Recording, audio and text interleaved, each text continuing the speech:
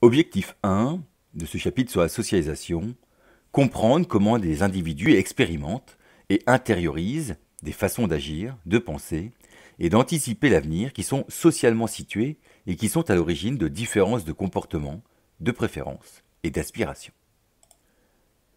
La socialisation est avant tout un processus d'expérimentation.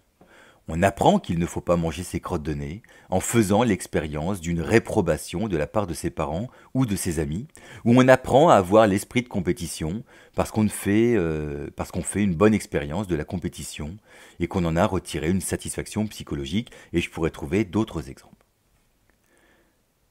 Et d'une manière générale, la socialisation repose sur un processus d'intériorisation des normes, des valeurs, des croyances. C'est-à-dire que les individus incorporent ces normes, valeurs, croyances dans leur schéma de pensée. En psycho, on pourrait dire dans leur représentation mentale. Mais, parce que la socialisation est différenciée, sexuellement et socialement, les individus ne font pas les mêmes expériences d'un groupe à l'autre. Par exemple, on valorisera une fille qui fait de la danse, alors qu'un garçon qui fait de la danse sera plus souvent moqué. C'est malheureux, mais on ne doit pas être bien loin de la vérité. Et dans les milieux populaires, on valorisera l'enfant qui fait du foot. Dans les milieux aisés, on l'invitera à faire autre chose. Là aussi, c'est très stéréotypé, mais c'est pour l'exemple.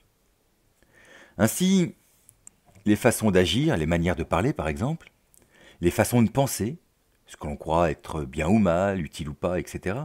Les façons d'anticiper l'avenir, par exemple, ce qu'il faudra faire comme étude ou comme métier plus tard, sont socialement situées. Les filles sont différentes des garçons sur de nombreux points.